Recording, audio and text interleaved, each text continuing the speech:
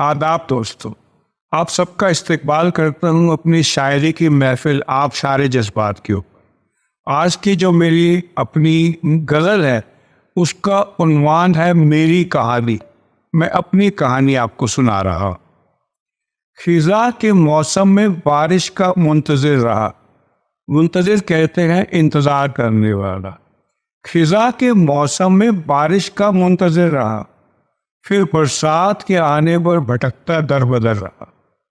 यानी कि खिज़ां के मौसम में, पतझड़ के मौसम में मैं बारिश का इंतज़ार करता रहा, और जब बारिश आ गई तो मेरे को अपने लिए छत न मिली, मैं भटकता दर बदर रहा।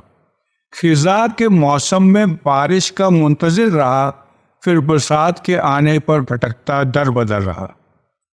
कुछ इस तरह लिखा था तकदीर में मेरी, यूं रहा मकान में अपना जैसे किसी गैर के घर रहा। कुछ यूं लिखा था तकदीर में मेरी, यूं रहा मकान में अपने जैसे किसी गैर के घर रहा। दोस्तों, मकान होता है एक ईंट और गारे का बना हुआ छत और दरवाजे की जगह जहां आप रहते हो, वो घर नहीं। घर वहां होता है जहां पर आपका अपनापन होता है। तो गज़लों में मकान घर में फर्क होता है, तो इसलिए मैंने लिखा था क्यों इस तरह, कुछ इस तरह लिखा था तकदीर में मेरी, यूं रहा मकान में अपने जैसे किसी गैर के घर रहा। लाख कोशिशों के बाद भी भूला ना उसे, लाख कोशिशों के बाद भी भूला नहीं उसे, बस एक ही मुलाकात का मुझ पर इतना असर रहा। लाख कोशिशों के बाद भी भूला ना उसे, बस एक ही मुलाकात का इतना असर रहा। पत्तों के टूट जाने के बाद भी खिज़ां में इंतज़ार में हर साल पूरे साल एक शज़र रहा।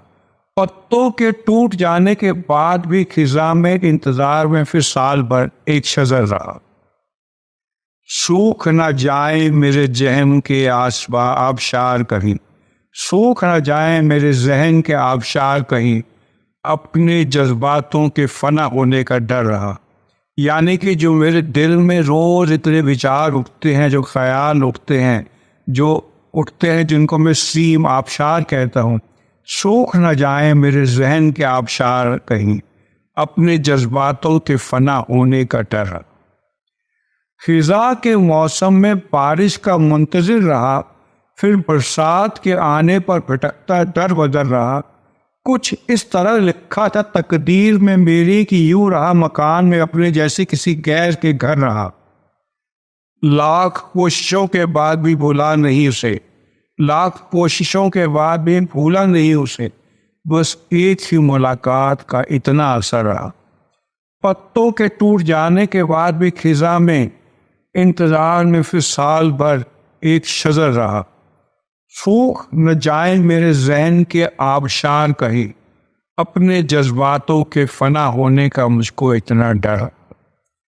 शुक्रिया दोस्तों।